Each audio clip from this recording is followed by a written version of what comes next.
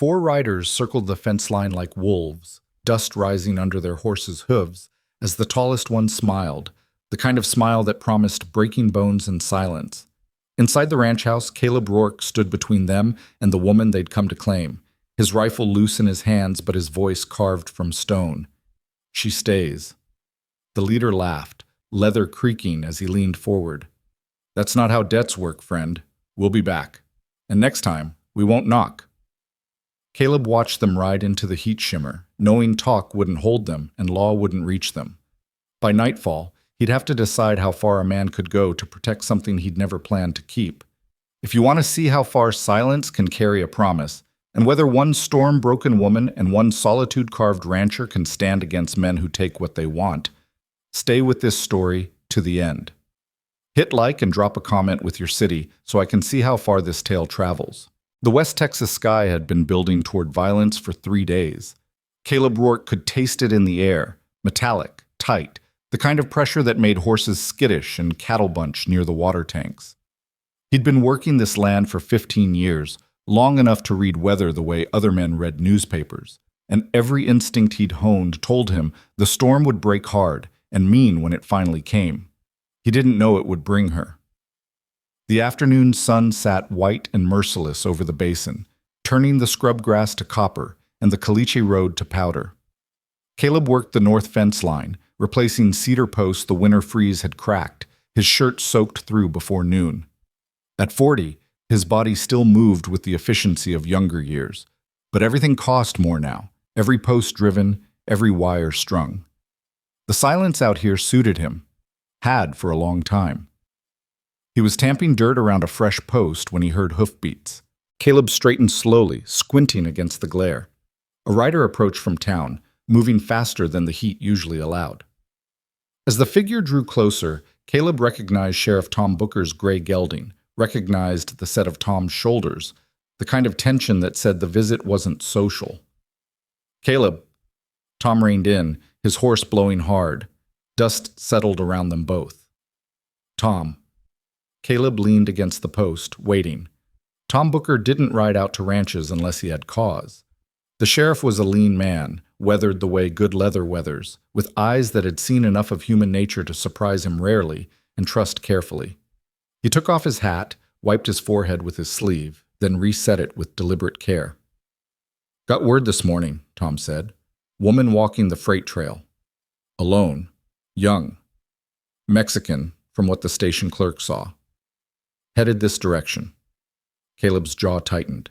The freight trail ran along the eastern edge of his property, cutting through miles of empty country between Fort Davis and the border settlements. No place for anyone on foot, let alone a woman alone. "She in trouble?" "Don't know. Clerk said she looked worn down. Wouldn't talk much. Bought some jerky and kept moving." Tom's eyes tracked the horizon. "Storm's coming. She's still out there when it hits." He didn't need to finish. They both knew what West Texas weather could do to someone caught in the open. Caleb looked toward the freight trail, invisible from where they stood, but marked in his mind like every other boundary and landmark of this country he'd claimed through sweat and years. Not his problem, the practical part of him whispered. Not his business what strangers did with their bad decisions, but the sky was darkening in the northwest, and the wind had shifted. "I'll keep an eye out," Caleb heard himself say. Tom nodded, understanding what wasn't being said. That Caleb wouldn't go looking, but if circumstance put her path across his, he wouldn't turn away. It was the distinction men out here lived by, not seeking trouble, but not running from duty when it found you. "Appreciate it." Tom gathered his reins. "Could be nothing. Could be she's got people meeting her somewhere down the line. But I'd rest easier knowing." After the sheriff rode off, Caleb tried to return to the fence work, but his attention kept drifting to that darkening sky. The temperature had dropped 5 degrees in the last hour. The storm would hit before sundown. He told himself to let it go, told himself there were 100 reasons a woman might be traveling alone, and none of them were his concern. Told himself he'd built this life specifically to avoid entanglements, complications, the messy business of other people's troubles bleeding into his carefully maintained solitude. He told himself all of this while he loaded his tools into the wagon, while he drove back to the ranch house, while he saddled his buckskin gelding instead of unsaddling him for the night. The first drops fell as he rode east. They came scattered and heavy, each one hitting like a thrown pebble. Within minutes, the scattered drops became a steady drum, then a roar. The temperature plummeted. Lightning cracked open the sky, turning the world white and shadow, white and shadow. Caleb pulled his hat low and kept riding. The freight trail was a scar of exposed rock and hardpan cutting through the mesquite and creosote. In good weather, it showed wagon ruts and hoofprints going back months. Now it ran with water, red mud churning downhill in channels that widened as he watched. Visibility dropped to 30 feet. The buckskin wanted to turn back, kept trying to angle away from the wind, but Caleb held him steady. He almost missed her. A shape collapsed against a boulder maybe 20 yards off the trail. Just a dark mass that could have been anything. Could have been trash blown from a wagon bed. Could have been a dead animal. Would have been easy to ride past. But it moved. Caleb reined in hard, water streaming off his hat brim. Through the gray sheets of rain, he could make out the shape resolving into human form, a woman hunched against the boulder, arms wrapped around her knees, head down. She didn't look up at the sound of his horse, didn't move at all except for shivering so violent he could see it from horseback. He dismounted, boots hitting the mud with a wet slap. "Ma'am," his voice barely carried over the storm. He moved closer, slow, hands visible. "Ma'am, can you hear me?" She lifted her head. Even soaked and shaking, even with mud streaked across her face and her dark hair plastered to her skull, Caleb could see she was young, mid-20s maybe, and that she'd been beautiful before whatever had put her on this trail alone had carved the hollow look into her eyes. "Go away." Her voice was raw, barely above a whisper, but the words were clear enough. "Can't do that. Storm's only getting worse. I'm fine." "You're hypothermic." It wasn't a guess. Caleb had seen it before. The shaking, the confusion, the stubbornness that came when the body started shutting down. "You stay out here, you die. That's simple." She stared at him with those hollow eyes, and for a long moment he thought she might tell him that dying was fine with her, that he should leave her to it. Something in her face suggested she was weighing that option seriously. Then another shudder went through her, so hard her teeth clacked together, and some survival instinct deeper than despair made her nod. Getting her onto the horse took longer than it should have. She couldn't grip the saddle horn, couldn't get her leg up.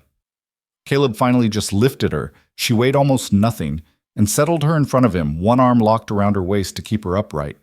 She went rigid at his touch, every muscle tensing, but she didn't fight. "What's your name?"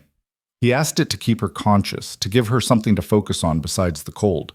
For a long time he thought she wouldn't answer. Then, so quiet, he almost missed it. "Marisol." "I'm Caleb. We're going to my place. It's not far." She didn't respond, just shook in his arms as the buckskin turned homeward. The ride back felt like hours, though it couldn't have been more than 20 minutes. Caleb kept talking to her, nonsense mostly, the kind of steady stream of words meant to anchor someone drifting. He told her about the ranch, about the buckskin's name being Tucker, about how the storm would clear by morning. He wasn't sure she heard any of it. The ranch house materialized through the rain like something conjured, a low adobe structure with a covered porch and lamplight showing warm through the windows. Caleb had left a lamp burning that morning, a habit from years of coming home to darkness and hating it. Now he was grateful. He reined in at the porch and dismounted, then reached up for Marisol. She looked at the house, then at the barn 50 yards away, barely visible through the rain. "The barn," she said. "What?" "I'll stay in the barn." Caleb stared at her. Water ran off both of them in rivers. Lightning split the sky, thunder following so close the air shook. And she wanted to sleep in the barn. "You'll freeze." "I've slept in worse." Her jaw was set, eyes fierce despite the shaking. "The barn or I keep walking." He wanted to argue, wanted to tell her she was being stupid, that pride was a fine thing, but it didn't keep you from dying of exposure. But something in her face stopped him, some knowledge that went deeper than this storm, this night. She'd learned to fear houses, to fear what men could become when walls and privacy gave them permission. "All right," Caleb said finally. "Barn it is, but I'm bringing you blankets and hot coffee, and you're going to use them." Something flickered in her eyes that might have been surprise, might have been gratitude. She let him help her down. The barn was warmer than outside, but not by much. Caleb led her to the tack room, the smallest space with the most insulation.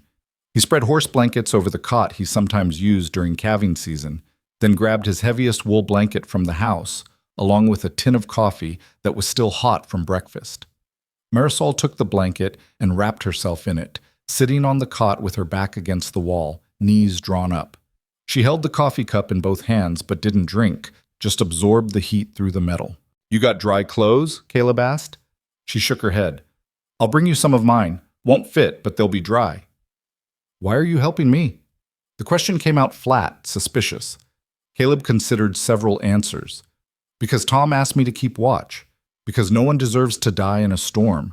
Because despite everything I've done to convince myself otherwise, I'm apparently still fool enough to care what happens to strangers. What he said was, because it's the right thing. He left her there and went to tend Tucker, moving through familiar motions in the dark barn. Strip the saddle, rub down the wet coat, measure grain, fork hay. The routine steadied him, helped him think. He'd found her. He'd brought her here. Now what? Morning would bring decisions. Morning would require questions and answers, plans and next steps. But tonight, all that mattered was keeping her alive. When he brought the dry clothes, an old shirt, wool socks, canvas pants with a rope for a belt, he left them outside the tack room door and called through that they were there. He heard her move, heard the door open and close quickly. "There's stew on the stove in the house," he said through the door, "and bread. I'll leave some outside here for you." "Thank you." Her voice was steadier now, still wary, but present. Caleb went back to the house, filled a bowl with the rabbit stew he'd made yesterday, wrapped bread in a cloth, and set them on the tack room step. He knocked once, then retreated to the barn entrance. Through the rain, he watched the tack room door open, watched a small hand reach out and pull the food inside, watched the door close again. He should go to the house, should get into dry clothes himself, eat, sleep, should leave her to whatever privacy and safety she'd claimed in that small space. Instead, he dragged a stool near the barn entrance, positioned where he could see both the tack room door and the approach from the road, and settled in to wait out the storm. The rain hammered on, lightning painted the world in silver flashes. And somewhere in the darkness, in the smallest, warmest corner he could offer, a woman named Marisol sat wrapped in his blankets, eating his food, trying to get warm enough to decide what came next. Caleb had spent 15 years building a life that required no one, answered to no one, protected no one but himself. Tonight, apparently, that had changed. He told himself it was temporary, told himself that come morning she'd move on, disappear back into whatever story had put her on that freight trail in the first place, and his life would return to its careful, solitary rhythms. He told himself that right up until the moment the lantern in the tack room guttered and died. The temperature had been dropping steadily. What had been cold before midnight became dangerous after. Caleb's breath showed white in the barn. Ice formed in the water buckets. And in the tack room, with no lamp and no heat source, Marisol would be fighting the cold again, dry now, fed, but still vulnerable. Caleb stood, every instinct he'd developed over 40 years warring with each other. Leave her. She made her choice. Respect it. She'll die. You know what this cold can do. Not your problem. You've done enough. You found her. That makes her your problem, whether you want it or not. He crossed the barn and knocked on the tack room door. Marisol, the lamp's out. You need to come to the house. Silence. I know you don't want to. I know you've got reasons, but this cold will kill you just as sure as that storm would have, and I didn't pull you out of one to let you freeze in the other. More silence. Then, so quiet he almost missed it. I can't. Can't or won't? Does it matter? Yeah, Caleb said. It does. Can't means you're hurt or sick. Won't means you're scared. I can work with either one, but I need to know which.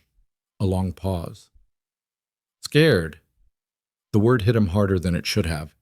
He thought about all the ways a woman could learn to fear men, all the reasons she might choose freezing over the risk of walls and closed doors and being alone with someone bigger and stronger. I got a spare room, he said. Door locks from the inside. I'll give you the only key. You want to barricade it with furniture? Go ahead. I won't come near it unless you ask me to. Why should I believe you? Fair question. Caleb leaned his forehead against the rough wood of the door, trying to find words for something he barely understood himself. "You shouldn't," he said finally. "You don't know me. You got no reason to trust anything I say, but you're going to have to make a choice anyway. Trust me enough to get through the night, or trust the cold won't kill you before morning. I can't make that choice for you." He stepped back from the door and waited. The wind howled through the barn. Ice creaked on the beams. Caleb was about to turn away when he heard the scrape of wood on wood, the sound of her moving. The door opened. Marisol stood wrapped in his wool blanket, drowning in his shirt and pants, her dark eyes huge in her thin face. She looked at him like a wild thing deciding whether to bolt. "No locked door," she said. "I need to see the way out. All right? You stay on the other side of the house. Done. And if you come near me, I won't." Caleb met her eyes. "I give you my word, Marisol. Whatever you're running from, it's not me. You're safe here." She studied him for a long moment, weighing something he couldn't name. Then she nodded once and stepped out of the tack room. The house felt different with someone else in it. Caleb had lived alone so long he'd forgotten the small adjustments. The awareness of another person moving in another room, the sound of unfamiliar footsteps, the way space contracted and expanded around two people instead of one.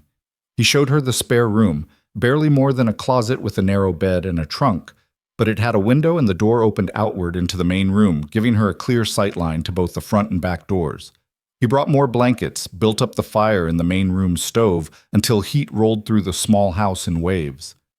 "There's water in the pitcher," he said, standing in the doorway but not crossing the threshold. "Privy's out back, but chamber pot's under the bed if you don't want to go outside. I'll be in the front room if you need anything." Marisol stood in the center of the small space, still wrapped in the blanket, still watching him with those wary eyes. "Thank you," she said. Caleb nodded and pulled the door closed. He settled into the chair by the front window, knowing he wouldn't sleep. The storm raged on outside, rain turning to sleet, sleet turning to a mix that rattled against the windows like thrown gravel. Inside, the house creaked and settled around them. Around 2 a.m, he heard her door open. Caleb kept still, didn't turn around. Heard soft footsteps cross to the stove, heard the clink of the coffee pot, the whisper of liquid poured into a cup. "Can't sleep?" He kept his voice low, unthreatening. "No." She was quiet for a moment. "You?" "Not much of a sleeper." "Because of the storm?" "Because of a lot of things." He felt more than heard her move closer, settling into the chair on the other side of the stove. The fire cast her face in warm light and shadow. Exhaustion carved into every line, but something else too. A hardness that came from surviving things that should have broken her. "How long have you been walking?" Caleb asked. 4 days. "From where?" "El Paso." Caleb did the math. 80 miles, maybe more depending on the route. In this heat, with no horse, no wagon. She'd have to be either desperate or running from something worse than the desert. "What's in El Paso?" "Men who think they own me." She said it matter-of-fact, like stating the weather. "And what's out here?" "I don't know yet." Marisol looked at him then, really looked. "Maybe nothing. Maybe just more desert and more men and more of the same, but at least it's mine." "You got people? Somewhere you're headed?" "No?" The single word hung in the air between them, heavy with all it implied. No family, no friends, no safe harbor waiting, just the road and whatever she could make of it. "What about you?" she asked. "You got people?" "No." Marisol's mouth quirked, not quite a smile, but something close. "So we're both ghosts." Something like that. They sat in silence after that, listening to the storm. Caleb noticed she'd chosen the chair positioned where she could see both doors and the window, where nothing could come up behind her. He noticed the way her hand stayed loose, but ready, the way she tracked every sound. She'd learned to be ready, learned it well enough that it had become reflex. "When the storm clears," she said finally, "I'll go." Caleb nodded. Didn't argue, didn't try to convince her otherwise, just acknowledged the statement for what it was. A woman claiming the only power she had left, the power to keep moving. But something in his chest tightened at the thought of her walking back out into that empty country with nothing but determination and the clothes on her back. Where will you go? Fort Davis, maybe. See if anyone's hiring for laundry or cooking. She shrugged. Or I'll keep walking. There's always another town. Fort Davis is 30 miles north. I've walked farther. The simple fact of it sat between them. She had walked farther, would walk farther still, had become, through necessity and survival, someone who could endure what would kill softer people. You know horses? Caleb asked. Marisol looked up, surprised. Some. My father had a stable in Juarez before he died. I grew up around them. I could use help for a few days, got a mare that needs gentling, tack that needs mending. Pays not much, but it includes food and the bunk room in the barn. He kept his voice casual, offering work instead of charity. Pride would let her accept one, but not the other. She studied him, trying to figure the angle, the catch. Why? Because I need the help, because you need the work. Doesn't have to be more complicated than that.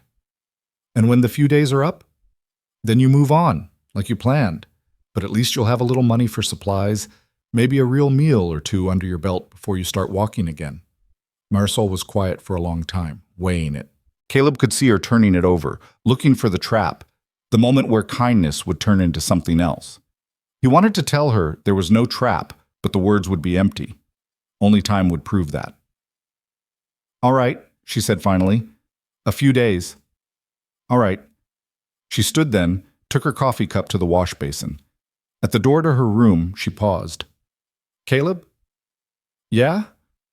Thank you. For coming out in the storm, for... She gestured vaguely at the house, the fire, everything the word encompassed. This. Get some sleep, Marisol. She nodded and closed the door. Caleb sat alone in the firelight, listening to the storm finally begin to ease, and wondered what exactly he'd just committed himself to. A few days.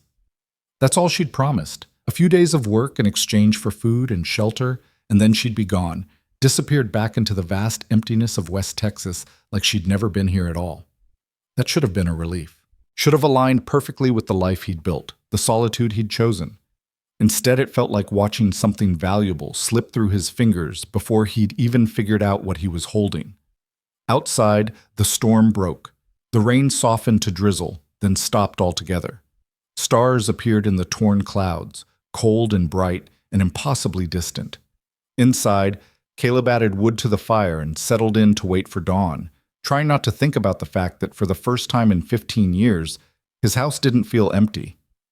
Trying not to wonder what that meant, or why it scared him almost as much as the hollow look in Marisol's eyes when she'd asked why he was helping her. Morning would bring work. Would bring the careful dance of two damaged people trying to coexist in the same space without breaking themselves or each other.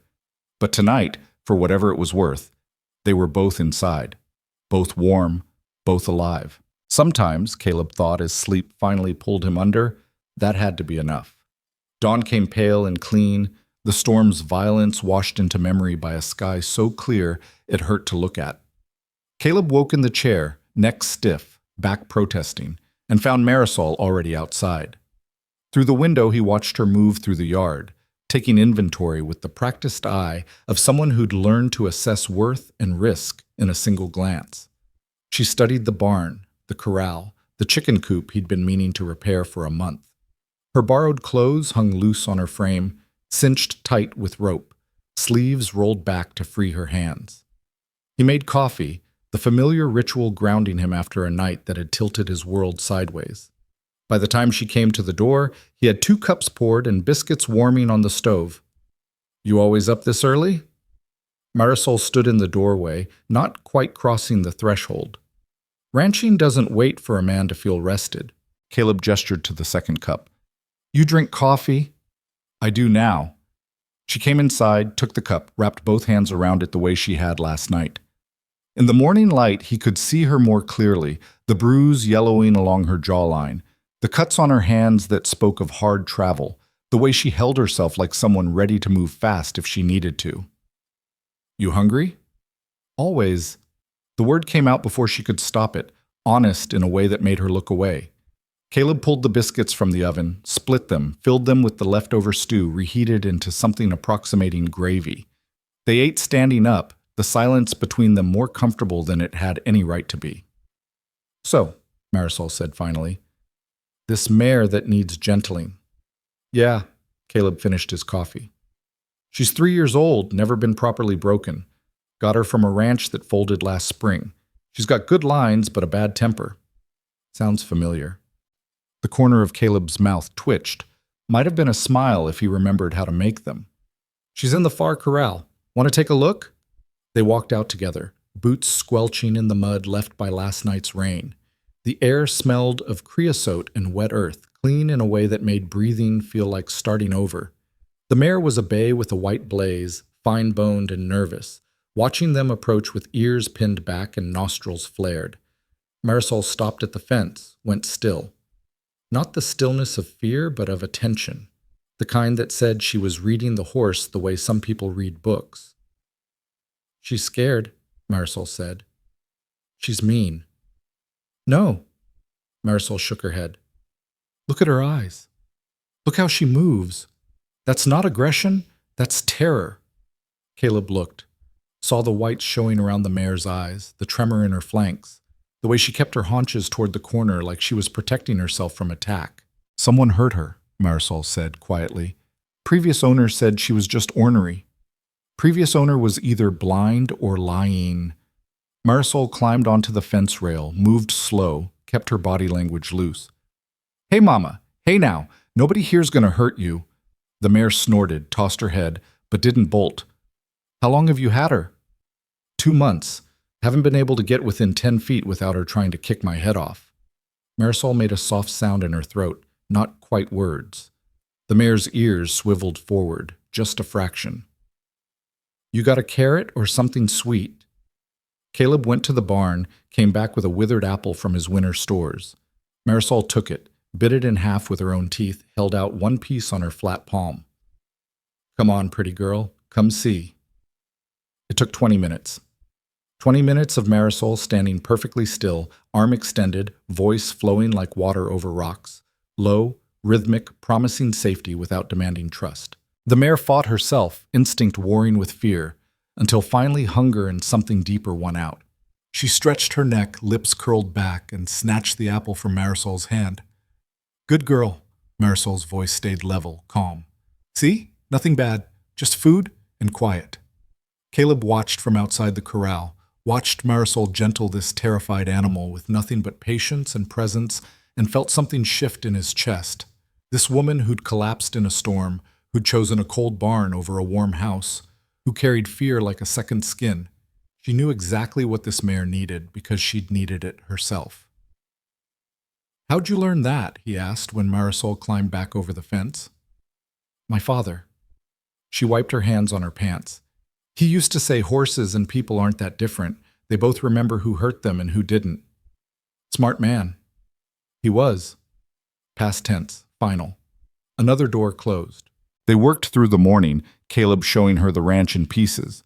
The water system he'd rigged from the spring, the cattle scattered across the basin, the chickens that laid eggs when they felt like it and ignored him when they didn't. Marisol asked good questions, the kind that showed she was listening not just to answer, but to understand. By noon, the temperature had climbed back into the 90s, heat shimmering off the Calachian waves. They took water to the shade of the barn, sat on upturned buckets, let the sweat dry on their skin. "You do all this yourself?" Marisol looked around at the ranch, at the evidence of one man's stubborn determination to make something from nothing. "Mostly. Get help at Roundup sometimes, hire hands for branding, but day to day, yeah, just me." "Must get lonely." Caleb considered that. "Lonely implies you want something different. I chose this." "Why?" It was a simple question with a complicated answer, the kind that required explaining things Caleb had spent 15 years not talking about. But something about the way Marisol asked it, direct, genuinely curious, without judgment, made him want to try. "I was married once," he said, "long time ago. She died giving birth to our daughter. Daughter died 2 days later. After that, I couldn't—" He stopped, the words catching on old barbed wire in his throat. "Couldn't see the point of being around people who wanted to talk about it, who looked at me like I was broken glass about to cut them. So I came out here. Marisol was quiet for a long moment. When she spoke, her voice was soft but steady. How long ago? 15 years. That's a long time to carry something alone. Yeah. Caleb stood, uncomfortable with the weight of his own confession. It is, but it's mine to carry, so that's what I do. He expected her to push, to offer sympathy or platitudes or any of the useless things people said when confronted with old grief. Instead, she just nodded, accepting it the way you'd accept information about the weather. The tack room, she said. You mentioned mending? The subject change was a mercy. Caleb took it. Yeah, saddles, harnesses, anything leather. I can do basic repairs, but I'm not good with the fine work. Show me.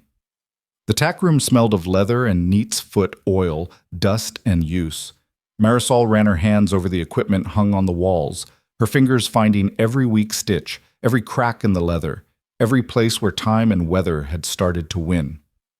You've got good equipment, she said. Just needs attention. You know leather work? My father's stable didn't just board horses. We made saddles, repaired tack. I've been stitching leather since I was 8. She picked up a bridle with a broken rein, turned it over in her hands. This needs a full rework. The stitching's rotted through in 3 places. Think you can fix it? I can make it better than new. There was no boast in it, just fact. Caleb believed her. They spent the afternoon in the barn, Marisol working leather while Caleb mucked stalls and replaced boards weakened by winter rot. They didn't talk much, but the silence felt different than the silence he usually worked in. Fuller somehow, like the space between notes and music rather than just empty air. Around 4 o'clock, hoofbeats announced a visitor. Caleb stepped out of the barn to see Sheriff Tom Booker riding up, his gray gelding moving easy in the heat. Tom's eyes went from Caleb to the barn entrance where Marisol had appeared, then back to Caleb with a question written clear on his weathered face. Tom. Caleb moved to intercept him, kept his body language casual but his position deliberate, between the sheriff and Marisol. Caleb. Tom dismounted, nodded past him. Ma'am. Marisol didn't respond, just watched with those careful eyes. This the woman from the freight trail? Tom asked, though he clearly already knew the answer. Found her during the storm. Hired her on for some work. Tom's eyebrows rose. That's so. Problem with that? No, no problem at all. But Tom's gaze lingered on Marisol, assessing in the way lawmen assess everyone, looking for warrants, trouble, reasons to ask harder questions. You got a name, ma'am? Marisol Vega. Where are you from, Miss Vega? El Paso. That's a fair distance to travel on foot. Yes. Tom waited for more, but Marisol offered nothing else, just stood there in Caleb's borrowed clothes, met his eyes without flinching, and gave him exactly as much information as the law required, and not one word more. Anyone looking for you? Tom asked. Anyone I should know about?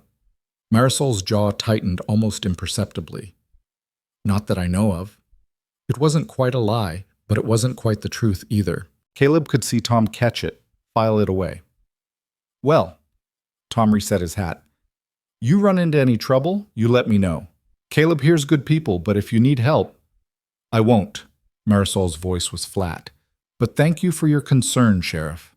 She turned and walked back into the barn, dismissing them both with the simple act of returning to work. Tom watched her go, then looked at Caleb with an expression that mixed concern and curiosity. You sure about this? About what? About taking in strays you don't know nothing about. I know enough. Do you? Tom kept his voice low. Woman walks 80 miles through desert, shows up alone, won't say why she's running. That's the kind of thing that comes with complications, Caleb. The kind that land on your doorstep whether you invite them or not. She's doing work for pay, that's all. For now. Tom gathered his reins. But people who run are usually running from something, and whatever that something is, it tends to follow. After Tom rode off, Caleb stood in the yard for a long moment, watching dust settle. The sheriff's warning echoed in his head, mixing with his own doubts. His own knowledge that simple was a lie people told themselves to feel safe.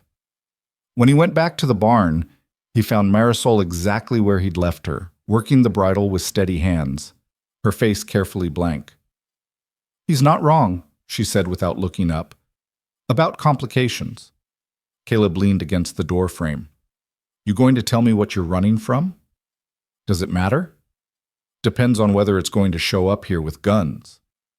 Marisol set down the bridle, met his eyes. 4 men. They think I owe them something.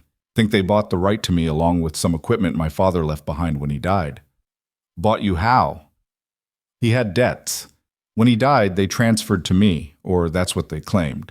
Said I could work it off in their brothel or marry one of them. I chose neither. Caleb felt his jaw tighten. They know where you went? I don't think so. I was careful. Careful doesn't mean safe. I know. She picked up the bridle again, fingers finding the stitching.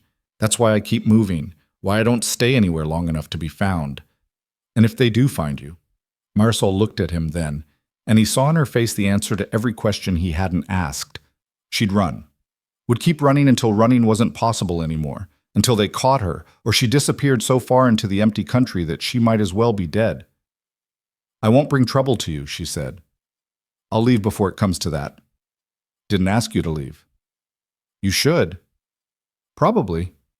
Caleb straightened. But I'm not going to. You signed on for work. I'm holding you to it. Storm or no storm, complications or not. Something flickered in her eyes. Surprise, maybe, or the faint beginning of hope, quickly smothered before it could take root. Why? She asked. Sheepkey, why risk it? Caleb thought about his answer, about all the reasons he could give that would make sense, would be logical and practical and safe. Because 15 years ago I lost everything that mattered, he said instead, and I survived it by telling myself that not caring was the same as not hurting. But standing here now, knowing you'll walk back out into that desert with nothing but stubbornness between you and dying, I find I still care enough for it to matter. Marisol stared at him. I don't need saving. Good. Because I'm not offering that. I'm offering work and shelter and the chance to stay still long enough to figure out what comes next, that's all. And when those 4 men come looking? If they come looking, Caleb corrected, we'll deal with it then. They stood in the barn's dusty light, 2 broken people trying to figure out if the pieces they had left could fit together in any configuration that resembled whole. All right, Marisol said finally, but I want to learn to shoot. Caleb blinked. What? If I'm staying, even for a little while, I want to be able to defend myself. That means knowing how to use a gun. It was practical, sensible, the kind of request that made perfect sense given her circumstances. It also spoke to a deeper truth that she'd decided, at least for now, that survival meant more than just running. I can teach you, Caleb said. When? Tomorrow, after the heat breaks. Marisol nodded, satisfied, and returned to her work. They ate dinner as the sun set, simple food made better by hunger and the satisfaction of a day's work honestly done. Marisol had found Caleb's sparse stores and made something approximating a meal, beans, the last of the salt pork, biscuits that were only slightly burned. Not much to work with, she said, setting the plate in front of him. Tastes fine to me. That's because you've been living on coffee and jerky. She sat across from him, took a careful bite of her own food. Next time I'm in town, I'll get supplies. Make something that doesn't taste like regret. You planning on going to town? Eventually, need fabric, thread, real food? She paused. Unless you'd rather I stayed here. Caleb considered the question, considered what sending her to town might mean, word spreading that he'd taken on help, people asking questions, Tom Booker watching to see how this played out. Considered also what keeping her isolated might mean, how it might look, what it might become. Town's fine, he said. I'll take you in a few days. We need supplies anyway. After dinner, Marisol cleaned the dishes while Caleb tended the evening chores. When he came back inside, he found her standing at the window, looking out at the darkness. You can see the stars here, she said. Not much else to see. In El Paso, there were too many lights, too many people. You couldn't see anything but what was right in front of you. She touched the glass. Out here, you can see forever. That bother you? No. She turned from the window. It's the first place I've been where the emptiness feels like freedom instead of danger. Caleb understood that, had felt it himself when he'd first come here, raw with grief and looking for somewhere big enough to contain all the pain he carried. The desert didn't care about your story, didn't judge or pity or offer false comfort. It just existed, vast and indifferent and honest in its hardship. "You should sleep," he said. "Morning comes early." Marisol nodded and moved toward her room, then paused in the doorway. "Caleb?" "Yeah?" "Those men. If they come, what will you do?" It was the question she'd been holding since the sheriff left, the fear beneath all the others. "Whatever it takes," Caleb said. "That's not an answer. It's the only one I've got." She studied him in the lamplight, trying to read truth from shadow. Whatever she saw must have satisfied something because she nodded once and closed the door. Caleb sat by the fire long after she'd gone to bed, listening to the house settle, thinking about promises he'd made and hadn't made, about complications and consequences, about 4 men who thought they owned a woman's debt and what it might cost to prove them wrong. The smart thing would be to send her away at first light, give her some money, point her toward Fort Davis or somewhere farther, wash his hands of the whole situation before it became something he couldn't control. The right thing was harder to name. Somewhere between smart and right lived the truth of what he was going to do, which was nothing. Not send her away, not hide her, not pretend the danger wasn't real. Just keep working, keep teaching her to shoot, keep acting like 2 people could exist in the same space without the world demanding payment for it. Outside, something moved in the darkness. Probably a coyote, maybe a javelina. Caleb added wood to the fire and watched the flames catch, thinking about how fire was both protection and beacon. How the same light that kept you warm could guide your enemies right to your door. Morning would bring work, would bring Marisol's first shooting lesson, another day of learning to exist around each other, another night of wondering when the complicated parts would arrive. But tonight, the house was quiet except for the pop of burning wood. Tonight, they were both inside and both safe. Caleb told himself that was enough, told himself right up until he heard the soft sound of Marisol's door opening, heard her footsteps cross to the window again, heard her whisper something in Spanish that sounded like a prayer or a plea.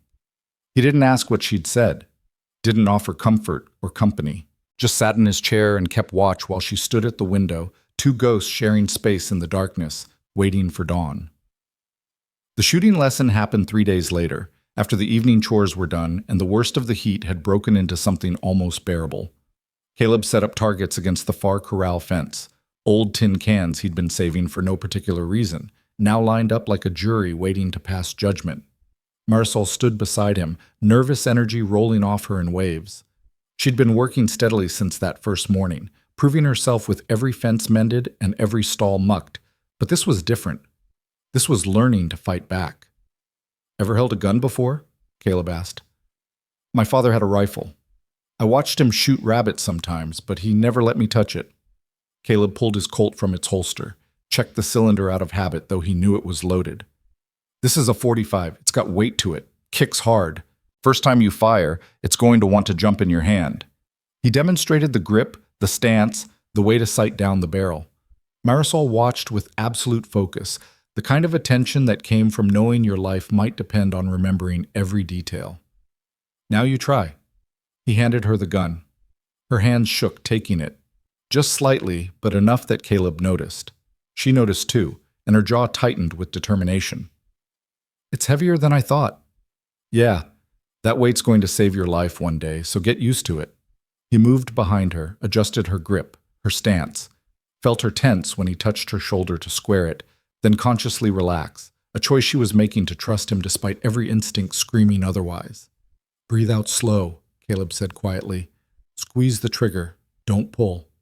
And for God's sake, keep your eyes open." The shot cracked across the desert, echo bouncing off the hills. Marisol stumbled back into Caleb's chest from the recoil, and the tin can she'd aimed at sat untouched, mocking her from the fence rail. "Again," she said. They practiced until the sun touched the horizon, until Marisol's hands were steady and 3 cans had tumbled into the dust. Her shoulder would be bruised tomorrow from the recoil, her ears ringing despite Caleb's warnings, but when she finally lowered the gun, her eyes held something they hadn't before. Not quite confidence, not yet. But the beginning of it, the knowledge that she wasn't helpless anymore, that next time someone came for her, she'd have choices beyond running or surrendering. "Better," Caleb said, taking the gun back. I missed more than I hit. First day. Give it time. I don't know how much time I have. The words came out flat, honest. She was looking past him toward the road, toward the empty distance where anything could appear and usually did. Caleb followed her gaze. The desert stretched out in shades of purple and gold, beautiful in the way dangerous things often were. No dust plumes, no riders, nothing but stillness and the first stars beginning to show. Come on, he said. Let's eat. They were halfway through the meal Marisol had somehow conjured from beans and the jackrabbit Caleb had shot that morning when they heard the horses. 3 riders, maybe 4, coming up the road from the south. The sun had set 20 minutes ago, turning the world to silhouettes and shadow, but Caleb's vision had adjusted enough to see them approaching, not hurrying, but not leisurely either, moving with purpose. Marisol heard them too. She'd gone still, fork halfway to her mouth, every muscle tensed for flight. Easy, Caleb said. Could be anybody. Could be them. Maybe, but running now just tells them they've found the right place. She set down her fork carefully, hands visible on the table, and Caleb saw her making the same calculation he was. How many steps to the rifle by the door? How many seconds before the riders would be close enough to see inside the house? Whether fighting or hiding was the smarter choice when you didn't know yet what you were up against. The riders reined in at the fence line. 4 of them, like Marisol had said. Even in the dimming light, Caleb could see they sat their horses with the easy confidence of men used to getting what they wanted. Evening, the lead rider called out. His voice carried the smooth edges of education mixed with something harder underneath. We're looking for someone. Wondered if you might have seen her pass through. Caleb stepped onto the porch, keeping his hands loose, his body positioned between the riders and the house. I see a lot of people pass through. You'll have to be more specific. Mexican girl, 25, maybe younger, dark hair, pretty, answers to Marisol. Don't know anyone by that name. The leader smiled. Even from 30 feet away, it was the kind of smile that made Caleb's hand itch for his gun. That's interesting, because the sheriff in Fort Davis mentioned you'd hired on some help recently, woman matching that description. Caleb kept his face neutral, but inside he was cursing Tom Booker's loose tongue. The sheriff hadn't meant harm, probably thought he was doing Caleb a favor, establishing Marisol's presence in case trouble came looking. Instead, he'd painted a target right on the ranch. I hired help, Caleb acknowledged. Didn't ask for a life story. Woman wanted work, I had work. That's as far as it went. Where is she now? Don't know. Worked 3 days, took her pay, moved on. That was yesterday. The lie came easy, smooth as it needed to be. Behind him, Caleb could feel Marisol listening, could almost hear her held breath. One of the other riders, younger, eager in the way that meant stupid, leaned forward in his saddle. You're lying. We saw smoke from your chimney an hour ago. Saw 2 people moving around. You saw me in my shadow, Caleb said. But you're welcome to believe what you want. The leader held up a hand, silencing his companion. My name's James Bridger. These are my associates. We've ridden a long way tracking Miss Vega, and we're not inclined to leave empty-handed. Then you've got a disappointing ride ahead of you. Bridger's smile widened. You're making this harder than it needs to be, friend. The girl stole property from us. Valuable property. A ledger book containing business records and custom-tooled saddle gear worth considerable money. We just want what's ours. And her, the young one added. And compensation for our trouble, Bridger agreed smoothly. Now, I'm a reasonable man. You return our property and the girl, we'll forget you harbored a thief. Might even pay you for your trouble. Caleb let the silence stretch. Let them think he was considering it. Let them believe greed might tip the scales where conscience wouldn't. Still don't know who you're talking about, he said finally. But even if I did, I'm not in the habit of handing over women to men who ride up armed and smiling like wolves. The smile disappeared from Bridger's face. That's unfortunate. Is it? It is. Bridger gathered his reins. Because that makes you an obstacle, Mr. Rourke, and obstacles have a way of getting removed out here where the law's thin and accidents happen easy. That a threat? That's a promise. Bridger turned his horse. We'll be back in 3 days. You'll want to reconsider your position before then. Think about whether protecting someone you barely know is worth dying over. They rode off into the darkness, four shadows dissolving into the larger shadow of the desert night. Caleb waited until he couldn't hear their hoofbeats anymore before he moved. Inside, Marisol stood pressed against the wall beside the window, Caleb's spare rifle clutched in her hands. Her face was pale but set, fear converted to something harder through sheer force of will. "You shouldn't have done that," she said. "Done what?" "Lied for me. Protected me. They'll kill you, Caleb." "They can try." "This isn't a game," her voice rose. "These aren't men who make empty threats. Bridger owns half of El Paso, controls judges and lawmen, and anyone else who might interfere with his business. And his business includes me, whether I want it to or not." Caleb took the rifle from her hands, set it aside, then met her eyes. "Tell me about the ledger." Marisol wrapped her arms around herself. "My father kept books for Bridger's operations, gambling, brothels, some legitimate businesses mixed in to make it look clean. When my father died, I found the ledger in his things. Found out exactly how much money Bridger had been stealing from him over the years." "How much?" "Enough to pay off every debt 3 times over. Enough to buy my freedom and then some." "So you took it?" "I took what was mine." Fierce now, defiant. "What my father earned and Bridger stole, and I took the saddle gear because it had my father's mark on it.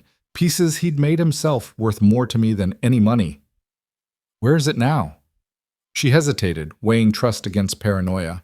Then she moved to her room, came back carrying a leather saddlebag Caleb had assumed held her few possessions. She opened it, pulled out a ledger bound in black leather, its pages thick with numbers and names written in careful script. "This," Marisol said, setting it on the table, "is everything Bridger doesn't want anyone to see. Politicians he's bought, women he's trafficked, money he's laundered. It's insurance and leverage, and the only thing standing between me and a shallow grave." Caleb flipped through the pages. Even his untrained eye could see the scope of it, years of illegal dealings documented in meticulous detail. The kind of evidence that could destroy a man like Bridger if it reached the right hands, or get everyone connected to it killed if it didn't. Why not take it to the law? Because half the names in there wear badges. Marisol closed the ledger with a snap. The sheriff in El Paso is on Bridger's payroll, so's the judge. Taking it to them would be the same as handing it directly to Bridger with a ribbon on top. What about federal marshals? Maybe. If I could find one I trusted, if I could stay alive long enough to get the ledger to them, if they believed me over Bridger's lawyers. She shook her head. Too many ifs. Easier to just disappear. Except Bridger found you anyway. They always do. The resignation in her voice hit Caleb harder than anger would have. That's why I keep moving. Why I don't stay anywhere long enough to matter. Caleb looked at her. This woman who'd survived 80 miles on foot, who'd chosen a freezing barn over accepting help from a stranger, who'd learned to shoot in 3 days and now stood in his kitchen holding evidence that could get her killed, refusing to give up the fight. "What if you didn't run?" he asked. "What? What if you stayed? Made a stand here where you've got walls and guns and someone who knows the country well enough to see them coming?" Marisol stared at him like he'd suggested flying to the moon. "That's insane." "Probably. They'll come back with more men. They'll burn this place down around us." "Maybe. You'll die, Caleb, for nothing, for a woman you met a week ago and a ledger full of crimes you've got no stake in." "I've got a stake now." Caleb picked up the ledger, weighed it in his hands. "The moment I lied to Bridger, the moment I chose you over easy peace, I put myself in this. Only question is whether we face it together or separately." "Why?" The word came out broken. "Why would you do that?" Caleb thought about his answer. Thought about Sarah and the daughter he'd never gotten to name. About 15 years of choosing emptiness over pain. About the unexpected weight of caring whether this stranger lived or died. "Because you remind me that there are still things worth fighting for," he said finally. "And because a man who won't stand up for what's right isn't worth the space he takes up in the world."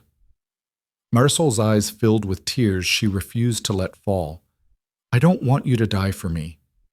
"Then we'll both have to stay alive." The words hung between them, promise and plan and prayer all mixed together. Outside, the night sounds resumed. Crickets, the distant yip of coyotes. wind moving through the mesquite. Inside, two people stood in lamplight, deciding whether survival was worth the cost of trust. 3 days, Marisol said finally. That's what Bridger promised. 3 days to prepare. Then we'd better use them. They spent that night planning. Caleb pulled out maps of the ranch, marked approaches and sight lines, identified places where riders could be spotted early or delayed if they came in force. Marisol contributed what she knew of Bridger's methods, how many men he typically employed, what weapons they favored, whether he'd come himself or send proxies to do the dirty work. He'll come, Marisol said with certainty. This is personal now. You challenged him, made him look weak in front of his men. He'll want to handle it himself. Good.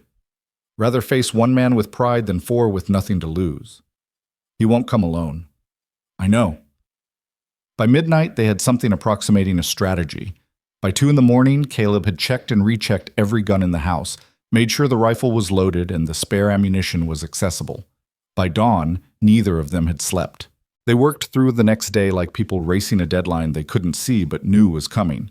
Caleb moved the cattle to the far pasture, got them out of any potential crossfire. He stacked firewood against the house's north wall, creating a barrier that might stop bullets or at least slow them down. He filled every barrel and bucket with water in case fire became a weapon Bridger chose to employ. Marisol helped with all of it, working with grim determination, pausing every hour or so to scan the horizon for dust that would signal riders approaching early. The second day, Caleb rode to the neighboring ranch, 10 miles east, owned by Wade Mercer, a man Caleb had helped through a bad winter and trusted as much as he trusted anyone. Wade listened to the situation with the careful attention of someone who'd lived through his own share of trouble, then nodded once. You need me. I'll come, Wade said. But Caleb, you sure about this? About putting yourself between this girl and whatever hell's chasing her? I'm sure. Why? What's she to you? Caleb didn't have a clean answer for that. Didn't know himself what Marisol had become in the space of a week, whether she was obligation or opportunity, burden or blessing. All he knew was that the thought of her walking back into that desert alone, hunted, with nothing but a ledger and stubborn pride to protect her, made something in his chest constrict. She's someone who needs help, Caleb said finally. That's enough. Wade studied him, then smiled slow. Well, hell. Didn't think I'd live to see Caleb Rourke care about something again. About time. Will you come if I need you? I'll come. Send up smoke if it gets bad. I'll see it and ride hard. On the ride back, Caleb stopped at the high point overlooking his ranch, looking down at the small collection of buildings that represented 15 years of choosing solitude over connection. From here, he could see Marisol moving in the yard, checking fence lines, preparing for a fight she'd never asked for, but was ready to stand in anyway. Something had shifted in her over the past days. The hollow look had receded, replaced by something harder and more present. She'd stopped talking about leaving, stopped treating every moment like it might be her last here, had started instead to act like someone who'd found a place worth defending. The third day dawned clear and hot, the kind of weather that made even shadows feel like poor shelter. Caleb and Marisol worked through morning chores with weapons close at hand, speaking little, conserving energy for whatever came next. Around noon, Sheriff Tom Booker rode up fast, his horse lathered despite the early hour. They're coming, Tom said without preamble. Bridger and 5 men. I tried to slow them down in town, asked for warrants, threatened to deputize a posse. He just smiled at me and kept riding. How long? 2 hours, maybe less. Tom's eyes were troubled. Caleb, this is bad. These aren't drifters you can scare off with a show of force. These are hired killers, and Bridger's got money enough to make murder look like self-defense. I know. Then let the girl go. Send her on her way. Tell Bridger she slipped past you in the night. Live to fight a battle that's actually yours. Caleb looked at Marisol, who stood on the porch watching them with those dark, steady eyes. Looked at this woman who'd survived storms and desert and men who thought they owned her, who'd learned to shoot and stand her ground and trust just enough to hope. She is my fight, Caleb said. The moment I chose to help her, she became my fight. Tom shook his head but didn't argue further. You need backup? Got Wade on standby, but Tom, if this goes bad, I need you to do something for me. What? Caleb pulled the ledger from his saddlebag. He'd been carrying it since yesterday, unwilling to leave it in the house where it might burn. Take this. If we don't make it, get it to the federal marshal in Austin. Make sure someone who can't be bought sees what's in there. Tom took the ledger, flipped it open, went very still as he read. When he looked up, his face was pale. Jesus, Caleb, this is everything. Yeah, that's why they're coming. That's what this is really about. All the more reason to hand her over. Can't do that. Even if it kills you? Even then. Tom secured the ledger in his own saddlebag, then offered his hand. You're a damn fool, Caleb Rourke, but you're a good man. I'm sorry I told them she was here. You didn't know. Doesn't make it hurt less. Tom mounted up. I'll be watching from the ridge. Anything happens, I'll ride for help. And I'll make sure this ledger gets where it needs to go. After Tom left, Caleb and Marisol stood in the yard, watching dust devils spiral across the basin, waiting for the larger dust cloud that would signal their enemy's approach. You gave him the ledger, Marisol said. Yeah. That was my insurance, my leverage. Your life is more important than leverage. She turned to look at him, really look. You believe that? I do. Why? What am I to you, Caleb? Really? Be honest. Caleb had spent 3 days avoiding that question, but standing here with 2 hours until violence arrived, there didn't seem much point in hiding anymore. I don't know, he said. Don't know what to call it or how to name it. All I know is that a week ago this place was empty and I was fine with that. And now it's not empty, and the thought of it going back to being empty feels like dying all over again. Marisol's breath caught. Caleb, you don't have to say anything. Don't have to feel anything back, just needed you to know, in case... He stopped. In case. They stood in the heat and the silence, two people who'd found each other through accident and storm, about to stand together against men who dealt in violence and thought human beings could be bought and owned. I'm staying, Marisol said. No matter what happens, no more running. Good. And after, if we survive? After we figure out what comes next. Together. The word hung between them, together, new and fragile as a promise made in darkness, as uncertain as hope when you'd learn not to trust it. In the distance, dust rose against the horizon. They were coming.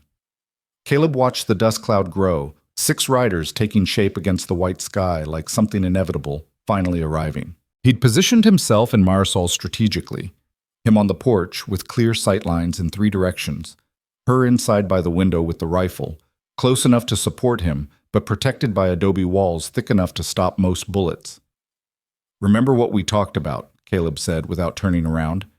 You don't shoot unless I go down or they breach the house. And if that happens, you aim center mass and keep pulling the trigger until the threat stops moving. I remember. Marisol's voice came steady through the open window. But Caleb, if it comes to that choice, you or them, I'm choosing you. Let's hope it doesn't come to choosing. The riders slowed as they approached, spreading out in a loose semicircle that put 3 men facing the house and 3 positioned to flank if shooting started. Professional formation. These weren't ranch hands playing it tough. These were men who knew violence the way other men knew carpentry or farming. James Bridger sat his horse in the center, dressed too fine for the desert heat in a black coat and silver-trimmed saddle. He was maybe 50, handsome in the way men with money often were, well-fed, well-groomed, comfortable in his own skin because the world had never given him reason to doubt his place in it. Mr. Rourke, Bridger's voice carried the same smooth confidence it had 3 nights ago. I see you've had time to reconsider our discussion. Had time, Caleb agreed. Didn't change my mind. That's disappointing. I was hoping you'd prove smarter than stubborn. Most people are disappointed in me eventually. Bridger smiled. I can see why. You're harboring a thief, Mr. Rourke. That makes you complicit in her crimes, makes you liable for the return of stolen property. What crimes? Woman worked for me 3 days, earned her pay, moved on. Same as I told you before. And yet here we are, and I can see smoke from your chimney, fresh laundry on the line. Bridger gestured at the yard. All signs of a household with more than one person tending it. I do my own laundry. One of the riders, the young eager one from before, laughed. That's horse shit, and you know it. Easy, Chet. Bridger never took his eyes off Caleb. Let's keep this civil as long as we can. Mr. Rourke, I'm going to make you an offer. One time, right now, take it or leave it. You produce Miss Vega and the items she stole, we ride away, you never see us again. No harm, no consequences, everyone walks away breathing. And if I don't produce what I don't have, then we search your property. And if we find evidence you've been lying, well, that makes you an accomplice. Makes this ranch part of the criminal enterprise. Makes everything on it subject to seizure. Caleb felt cold anger settling in his gut. You threatening to take my land? I'm explaining legal realities. Miss Vega stole property worth considerable money. If you've aided her, you share liability for that theft. The law is quite clear on the matter. The law. Caleb let the word hang, bitter as alkali water. The law you've bought and paid for back in El Paso. Bridger's smile thinned. Careful with accusations you can't prove. Don't need to prove anything, just need to keep what's mine. Nothing's yours if you're dead, Mr. Rourke. The words dropped into the hot air like stones into still water. No more pretense of civility, no more legal talk. Just the truth laid bare. Cooperate or die. That how you do business? Caleb asked. Threats and murder when money doesn't buy you what you want? I do whatever's necessary, same as any successful man. Bridger straightened in his saddle. Last chance. Produce the girl and the ledger, or we come in and take them. Come ahead. The words were barely out of Caleb's mouth when Chet went for his gun. The young man was fast, faster than Caleb had expected. But speed without thought was just wasted motion.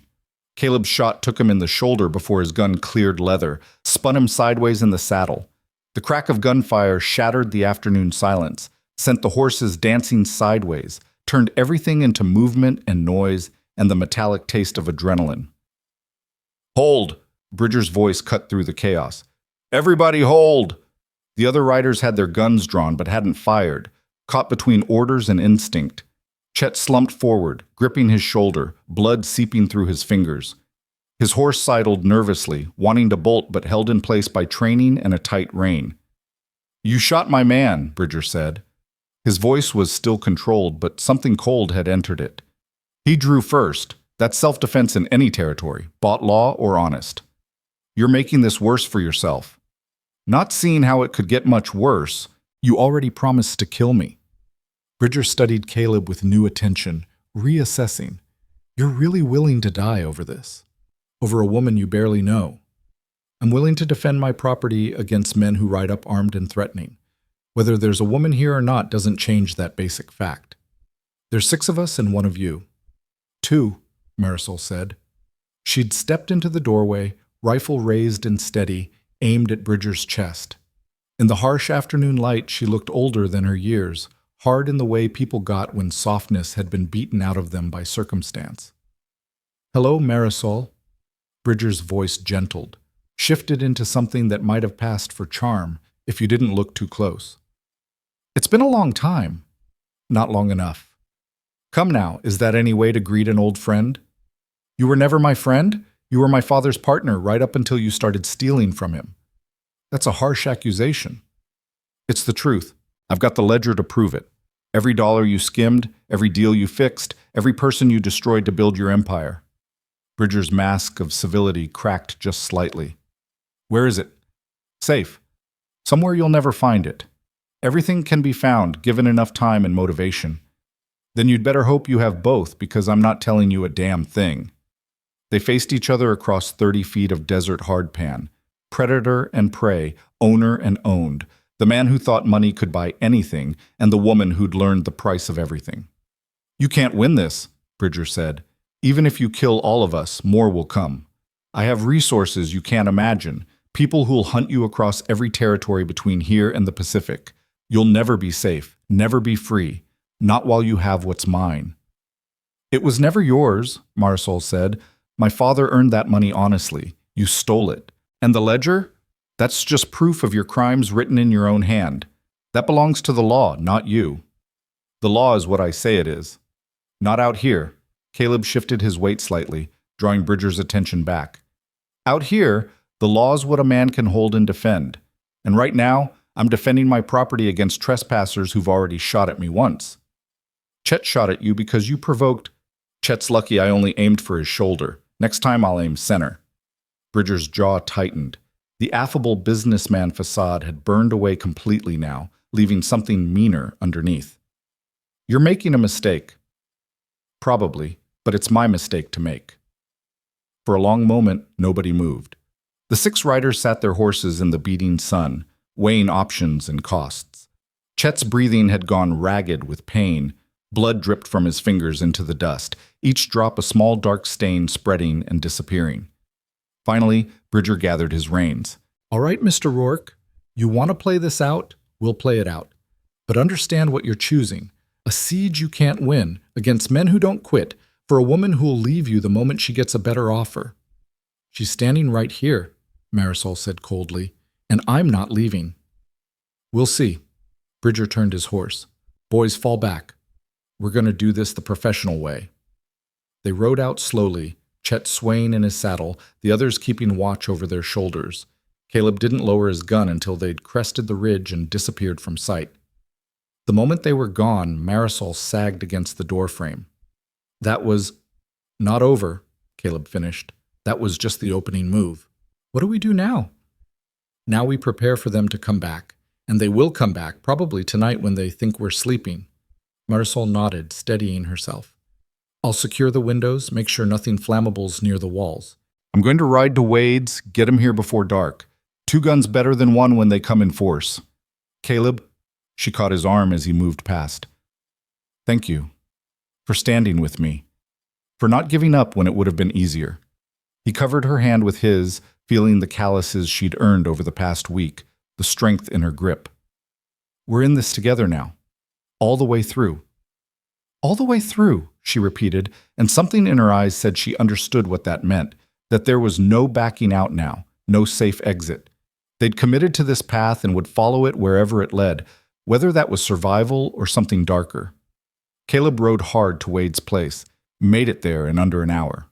His friend took one look at his face and started loading his rifle without being asked. Bad? Wade asked. Bad. 6 riders, all armed. Leaders got money and connections. They want Marisol, and they're willing to kill to get her. What's she to them? Leverage. Insurance. Proof of crimes they don't want exposed. Caleb gave Wade the abbreviated version. The ledger. The stolen inheritance. Bridger's empire built on blood and corruption. Wade listened with the focused attention of a man calculating odds. You're outnumbered 3-1, even with me. 4-1 if the sheriff can't help. Tom's got the ledger. If this goes bad, he'll get it to the federal marshal. And if it goes good, then we survive long enough to testify. Caleb checked his rifle, reloaded the chambers he'd fired. Either way, I need someone watching my back. Someone I trust. Wade nodded slowly. You really care about this girl. It wasn't a question, but Caleb answered anyway. I do. Don't know when it happened or why, but yeah, I care. Good. Man needs something to care about besides cattle and solitude. Makes the fighting mean something. Wade grabbed his bedroll and ammunition. Let's go make sure you live long enough to figure out what comes after the fighting. They rode back together as the sun dropped toward the horizon, painting the desert in shades of amber and blood. The ranch looked quiet from a distance. Too quiet. The kind of stillness that made Caleb's instincts scream warning. He held up a hand, stopping Wade. They sat their horses on the ridge, watching, waiting for movement that would confirm his suspicions. There, a glint of metal from the mesquite thicket east of the house. Another flash from the rocks north of the barn. They'd already come back, had already positioned men around the property, were probably just waiting for full dark to move in. They're here, Caleb said quietly. I see them. Count 3 positions? Maybe more we can't see. Marisol's alone in there. She's got a rifle and she knows how to use it. Question is, do we ride in or try to flank them first? Caleb thought fast. Riding in would draw fire, probably get them killed before they reached the house. But trying to circle around would take time they might not have, and leave Marisol exposed to attack from men who had no reason to keep her alive once they got what they wanted. We make noise, Caleb decided. Come in loud and fast. Make them think we've got more men than we do. Force them to show themselves before they're ready. Wade grinned. Now that sounds like a plan worth dying for. They separated. Wade circling east while Caleb approached from the north, both of them firing into the air and whooping like they were leading a posse of 20 instead of just 2. The noise shattered the careful quiet, forced Bridger's men to react instead of choosing their moment. Gunfire erupted from 3 positions at once. Caleb felt a bullet whine past his ear, another kick up dust near his horse's hooves. He aimed for the muzzle flash from the mesquite, fired twice, heard a yelp that said at least one shot had found something soft. Wade's rifle barked from the east, steady and methodical.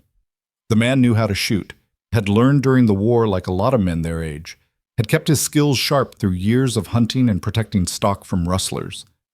Caleb made it to the house, threw himself off his horse, and through the door in one motion. Marisol was crouched by the window, rifle trained on the barn. 2 in the barn, she said without looking at him. At least 1 in the rocks. I hit one, but don't think I killed him. Good shooting. Caleb took position at the opposite window. Wade's out there circling. How many shots you taken? 4. Got 2 more in the chamber, box of shells on the table. They settled into the rhythm of defense. Watch, wait, fire when targets presented themselves. Conserve ammunition, stay low. Outside, the shooting intensified as Wade found his own cover and started methodically clearing positions. A voice called out from the darkness.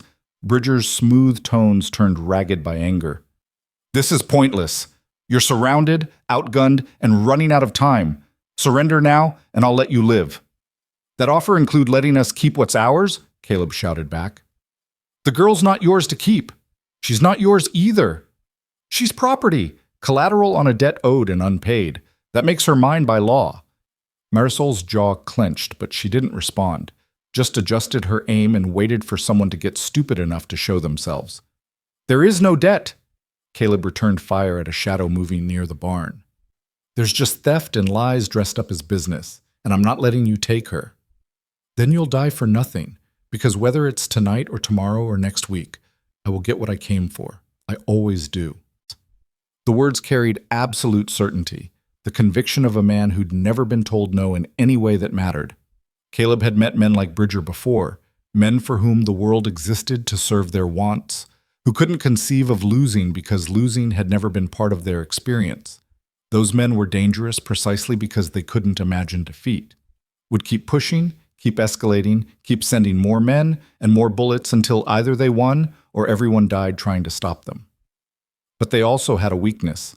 They didn't understand people who had nothing left to lose, who'd already survived the worst thing that could happen and came out the other side with their capacity for hope damaged, but their willingness to fight intact. Wade, Caleb called into the darkness. You clear? Clear enough. 2 down on the east side. Then light the signal fire. He'd set it up that afternoon, a pile of green wood and oil-soaked rags positioned on the highest point of the property. When lit, it would send up smoke visible for miles, including from Sheriff Tom Booker's position on the ridge where he'd promised to watch. The signal would bring the law.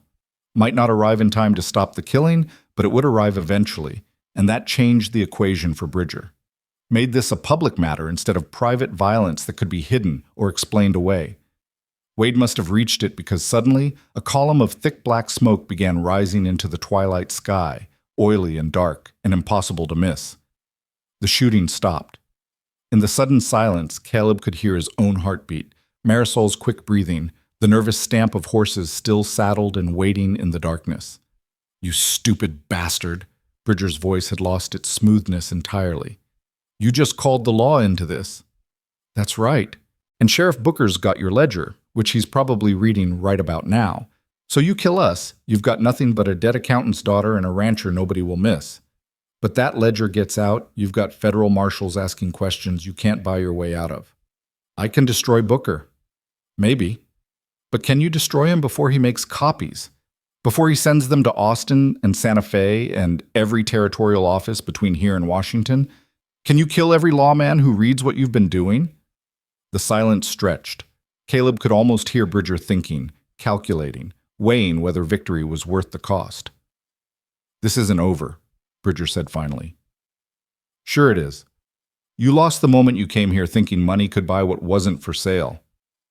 Everything's for sale, you just haven't found your price yet. My price is you getting on your horse and riding away, Leaving Marisol alone, leaving this ranch alone, and never coming back. That's not going to happen. Then we've got nothing more to talk about.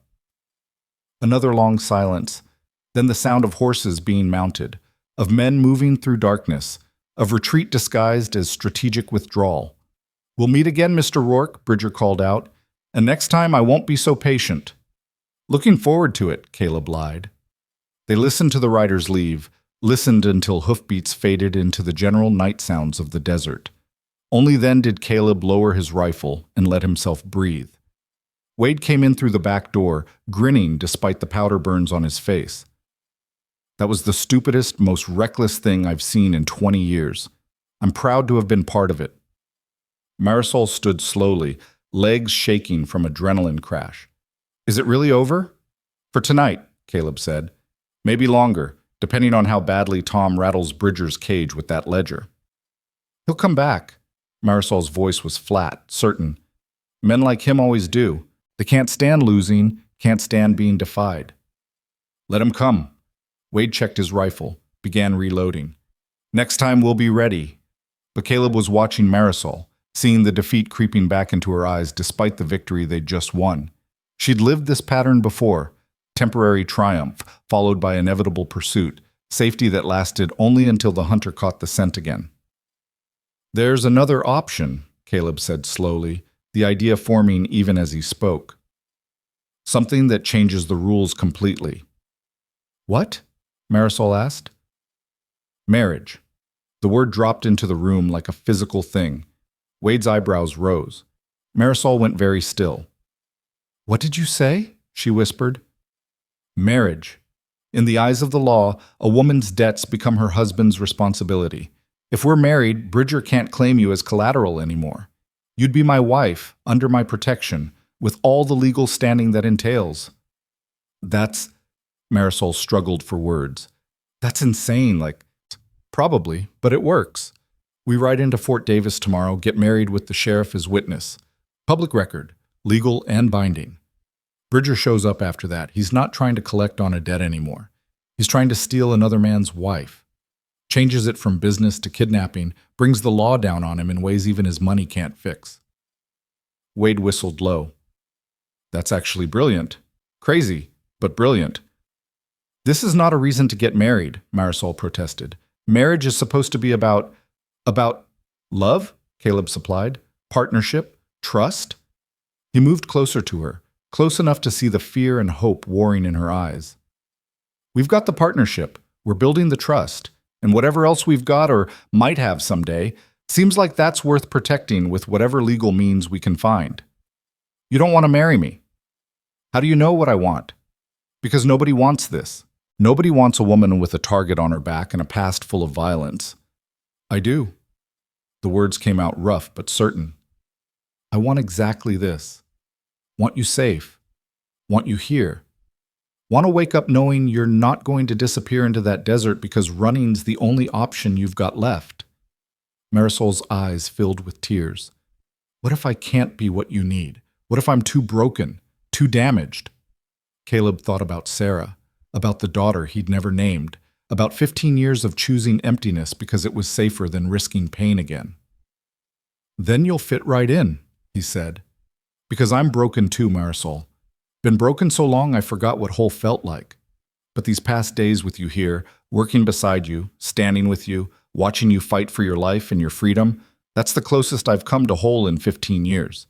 So yeah, maybe we're both damaged. Maybe that means we've got a better chance than most of understanding what the other needs. She was crying now, silent tears tracking through dust and powder residue. This is the worst proposal in history. Probably. Want to accept it anyway? The moment stretched between them, heavy with possibility and fear and the wild, desperate hope that came from finding connection in the last place you expected it. Yes, Marisol said finally. God help us both, yes. Wade left before dawn, riding back to his own place with promises to keep watch and come running if the signal fire lit again. Caleb and Marisol sat in the kitchen as gray light crept through the windows, neither of them having slept, both running on coffee, and the jittery energy that came after violence narrowly survived. You sure about this? Marisol asked for the third time. She was wearing the cleanest clothes she had, Caleb's shirt washed and mended, her own skirt beat clean of dust. Not wedding clothes by any measure, but the best she could manage. I'm sure. Caleb had shaved for the first time in a week, found a shirt without holes. Felt strange in his own skin, like he was putting on someone else's life. Question is whether you are. I said yes, didn't I? You did. But saying it last night with bullets flying is different than saying it now in the cold light of morning. Marisol wrapped her hands around her coffee cup, studying the dark liquid like it held answers. I've been thinking about what this means, about what you're giving up by tying yourself to me. I'm not giving up anything I want to keep. You're giving up peace, safety, the right to live your life without looking over your shoulder for men who want me dead. Already gave that up when I pulled you out of the storm. Caleb reached across the table, covered her hand with his. This just makes it official. She turned her hand over, laced her fingers through his. They sat that way for a long moment, connected by touch and shared risk, and something neither of them had quite found words for yet. We should go before I lose my nerve, Marisol said finally. They saddled 2 horses, Tucker for Caleb and the bay mare for Marisol, who'd finally earned enough trust from the skittish animal to ride her. The mare still startled at shadows, still carried the trauma of whatever had been done to her, but under Marisol's patient hands she was learning that not all humans meant pain. The ride to Fort Davis took 2 hours through country that looked peaceful in the morning light, rolling hills covered in juniper and mesquite, the Davis Mountains rising blue and distant to the north. Hard to believe that just 12 hours ago this same landscape had been a battlefield. They reached town around 9, the main street already busy with morning commerce. Caleb noticed people watching as they rode past, noticed the way conversation stopped and started again in their wake. Small towns had long memories and quick gossip. By noon, everyone would know Caleb Rourke had ridden in with the Mexican woman folks had been whispering about. Let them whisper. They'd have something real to talk about soon enough. Sheriff Tom Booker was in his office, the ledger spread across his desk, his face troubled. He looked up when they entered, his eyes going from Caleb to Marisol and back again. Tell me you're not here to do something stupid, Tom said. Depends on your definition of stupid. Caleb pulled out a chair for Marisol, then stood beside it. We're here to get married. Need you to witness. Tom set down the pen he'd been using to take notes. Married. That's right. Caleb, I've known you 15 years. You've never so much as looked at a woman in all that time. Now you want to marry one you've known for a week? About that, yeah. Tom looked at Marisol. Miss Vega, you understand what you're agreeing to. Marriage to Caleb means you're tied to this territory, to his ranch. Means you can't run if Bridger comes back. I know, Marisol said steadily. I'm done running. And you. Tom turned back to Caleb. You understand you're making yourself a permanent target. That marrying her means taking on her enemies as your own? Already done that. This just makes it legal. Tom shook his head slowly. You're both either the bravest or the most foolish people I've ever met. Maybe both. He stood, grabbed his hat. All right, let's go see Judge Morrison before I talk myself out of being part of this. Judge Morrison was a dried-up stick of a man who'd been dispensing frontier justice for 30 years and had seen enough of human nature to surprise him rarely. He listened to their request with rheumy eyes that missed nothing, asked them each separately if they were being forced or coerced, then nodded once. Marriage is a serious business, Morrison said, his voice like gravel in a tin cup. Not something to enter into lightly or for convenience. We understand that, Your Honor, Caleb said. Do you? Because I've read reports about gunfire at your ranch last night, about a certain ledger that's found its way to the sheriff's desk, about a man named James Bridger who's making threats about property and debts. Morrison's gaze sharpened. This marriage wouldn't happen to be a legal maneuver to protect Miss Vega from collection, would it? Caleb met the judge's eyes. It's a lot of things, sir. Protection, yes. Partnership, definitely. But it's also 2 people who've decided they'd rather face what's coming together than apart. And the fact that it legally shields her from Bridger's claims? That's a benefit, not a reason. Morrison studied them both for a long moment. Miss Vega, you have anything to say for yourself? Marisol stood straighter.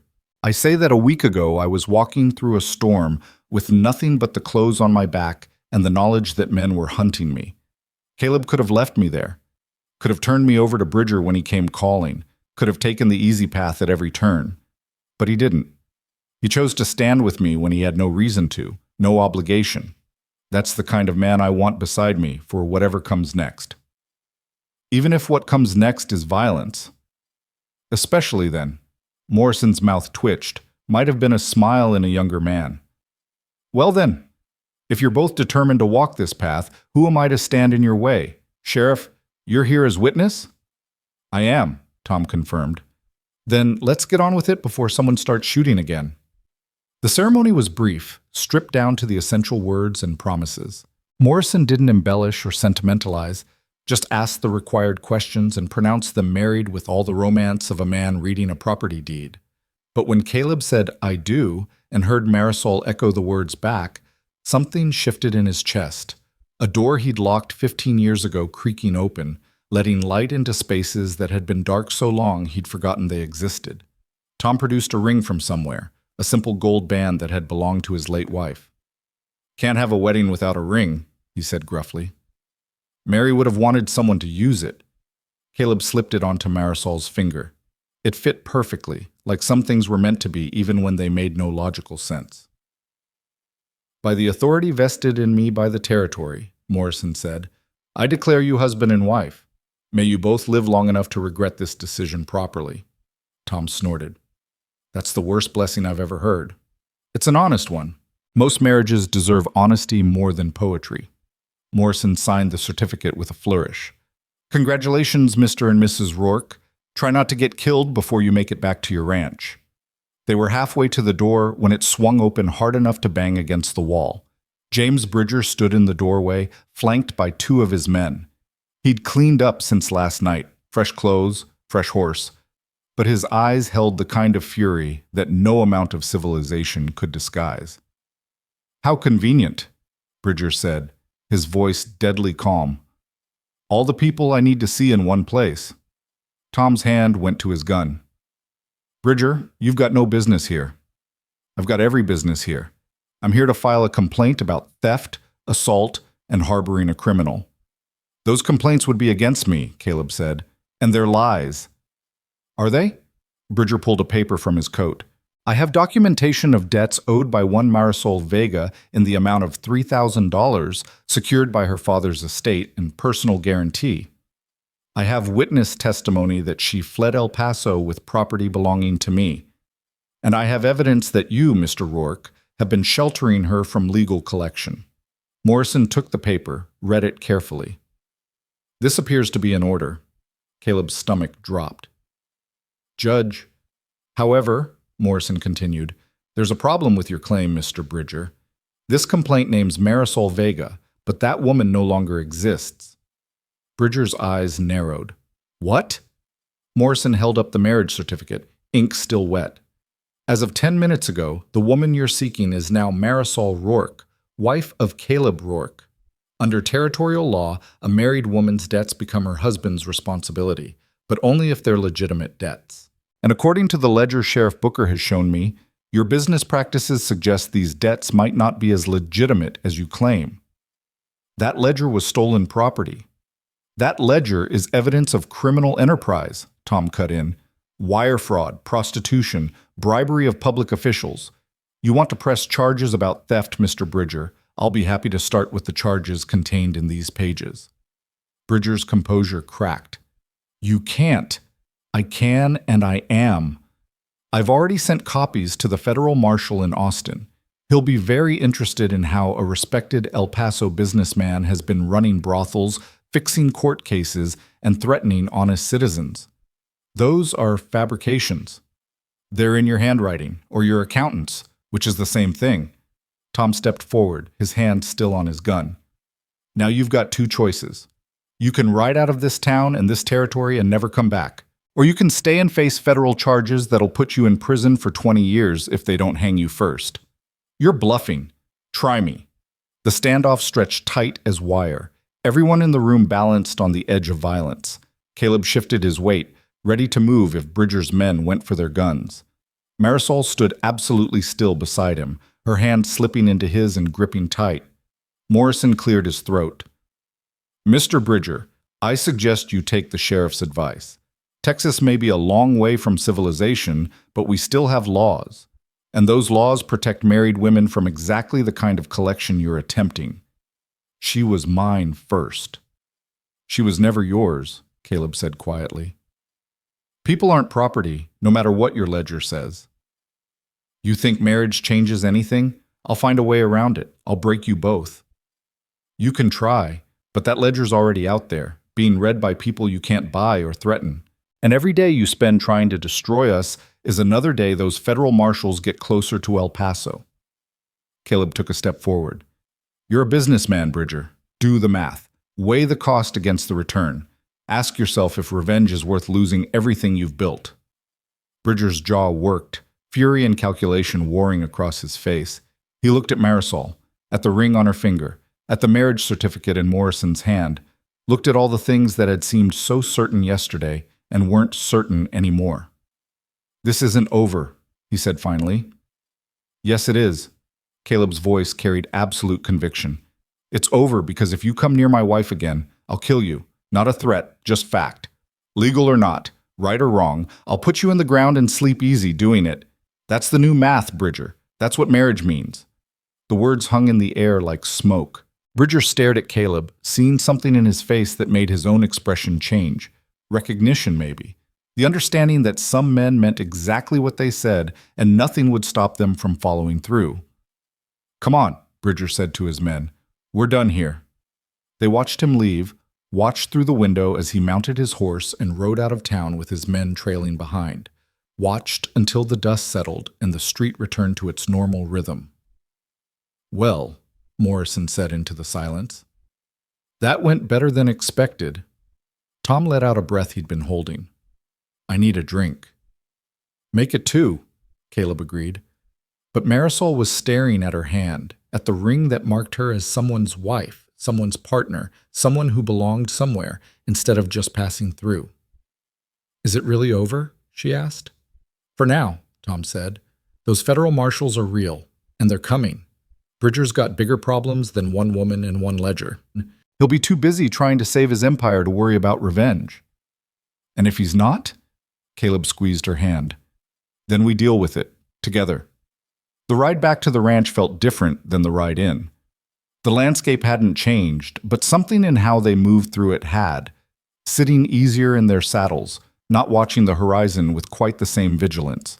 Not because the danger was gone completely, but because they'd faced it and survived and knew they could do it again if they had to.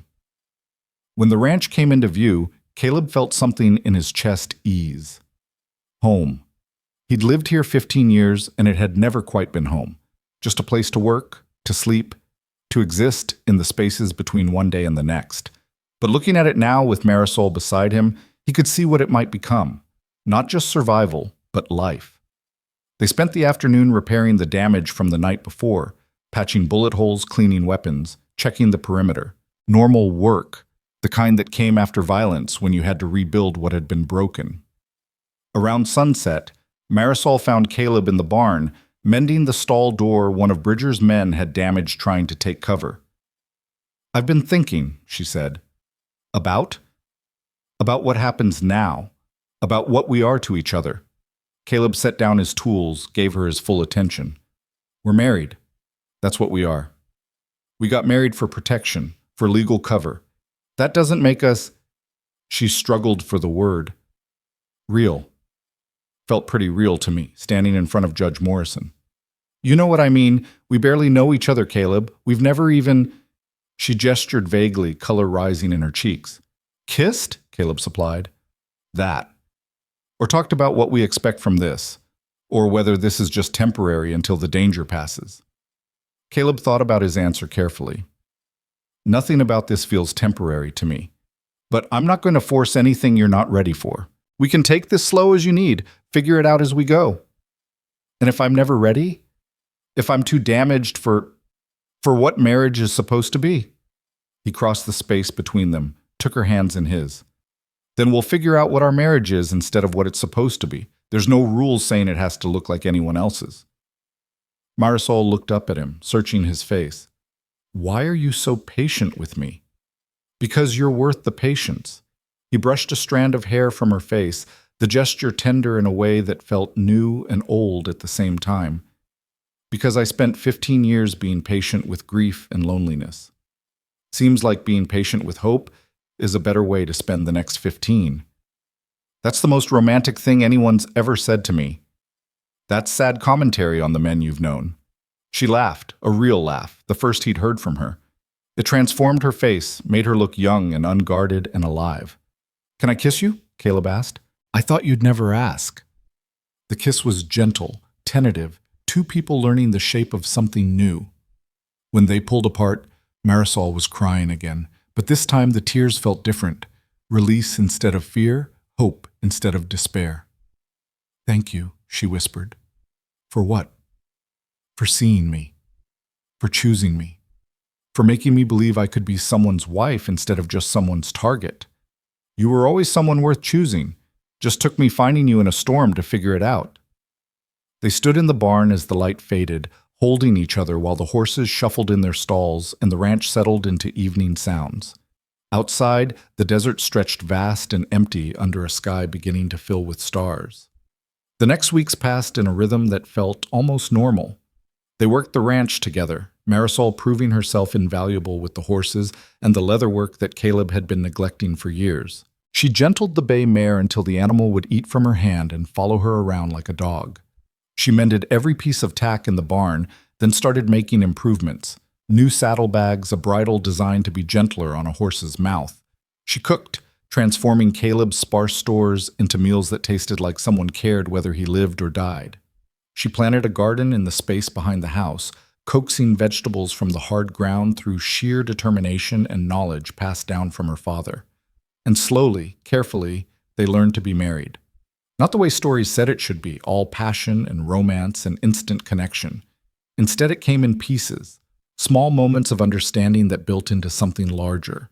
Learning how the other person took their coffee, what silences meant comfort and which ones meant pain, when to push and when to give space. The nightmares came sometimes, pulling Marisol from sleep with gasps and whispered prayers in Spanish. Caleb would wake to find her at the window, staring into darkness, and he'd make coffee and sit with her until the fear passed and dawn brought the safety of light. His own nightmares were older, worn smooth by repetition, but no less painful. Sarah's face, the daughter he'd never held, all the what-ifs that came with loss. Marisol learned to recognize when he went quiet in that particular way, would pull him into conversation or work or whatever distraction could break the spiral before it dragged him under. They were healing each other without meaning to, just by being present for the broken parts instead of pretending they didn't exist. 6 weeks after the wedding, Tom Booker rode out with news. The federal marshals had arrested James Bridger in El Paso. The charges were extensive: wire fraud, human trafficking, bribery, conspiracy. The ledger had been everything they needed and more. He'll go to trial in Santa Fe, Tom said. They want you both to testify when the time comes. We'll be there, Caleb said. After Tom left, Marisol stood in the yard looking toward El Paso, toward the past she'd been running from. It's really over, she said. Yeah, it is. I never thought, her voice broke. I never thought I'd be free of him, never thought I'd get to just live without looking over my shoulder. Caleb put his arm around her shoulders. What do you want to do with that freedom? She leaned into him, solid and warm and present. I want to stay here. Want to build something with you. Want to see if we can turn this marriage of convenience into something real. Thought it already was real. You know what I mean. Real like people who chose each other instead of people who were just trying to survive. We did choose each other. Maybe the circumstances were extreme, but the choice was still ours. Marisol turned in his arms, looked up at him with eyes that had lost most of their haunted quality over the past weeks. I'm falling in love with you, Caleb Rourke. Don't know when it started or how to stop it. Just thought you should know. The words hit him like lightning, sudden, illuminating, transformative. Good, Caleb said, because I'm already there. Have been since about the third day, when you stood in my barn telling a terrified horse she was safe. Knew then I was in trouble. The good kind of trouble? the best kind. They kissed in the yard with the ranch spread around them, two people who'd found each other through storm and violence and sheer stubborn refusal to give up, learning that love could grow in the hardest ground if you were willing to tend it.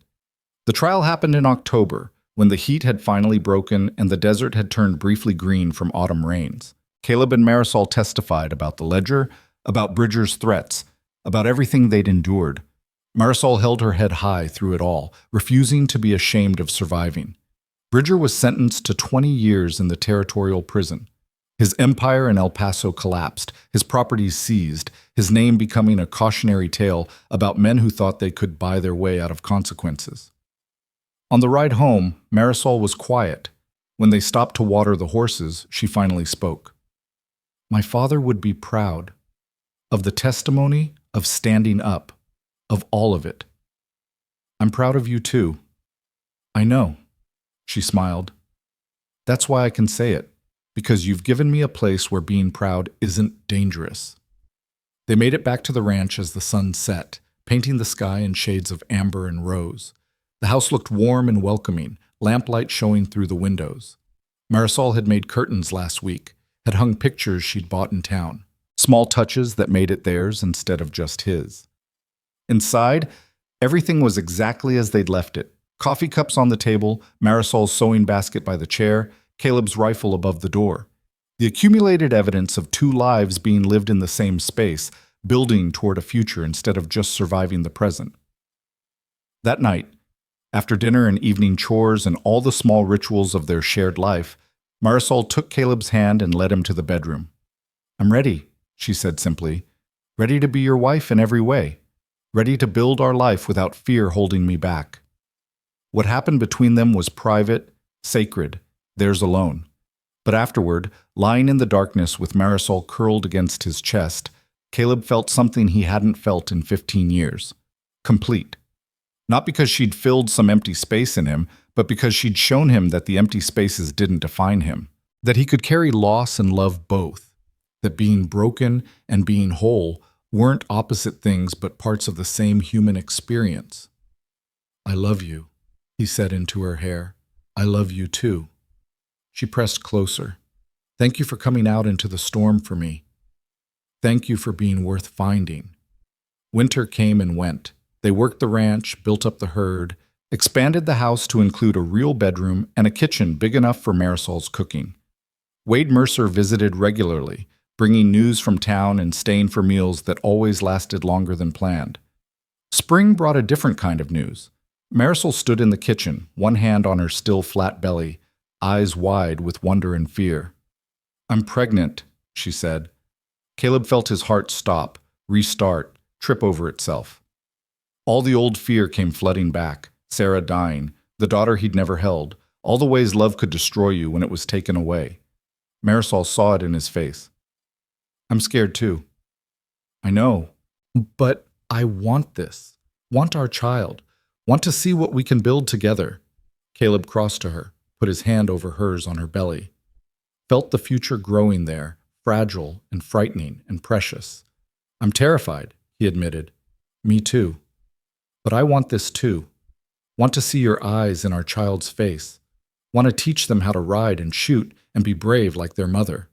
Marisol started crying, but she was smiling too. We can do this. Together.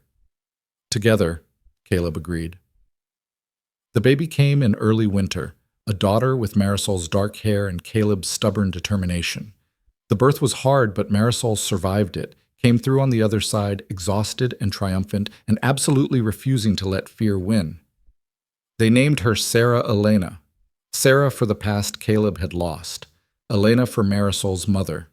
A bridge between two stories, two lives, two people who'd found each other when they'd stopped looking. Caleb held his daughter in the lamplight, marveling at the weight of her, the reality. All the years he'd spent running from this feeling, convinced that loving anything was just setting yourself up for devastation. But looking at Sarah Elena, at Marisol, watching them both with fierce protective love, he understood something he hadn't before. Yes, love made you vulnerable. Yes, caring about something meant accepting the possibility of loss.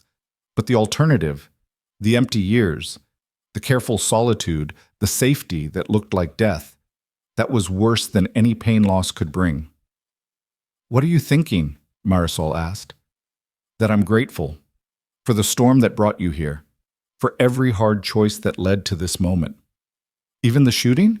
Even that, because it meant standing up for something that mattered, for someone who mattered." Sarah Elena made a small sound, halfway between protest and contentment.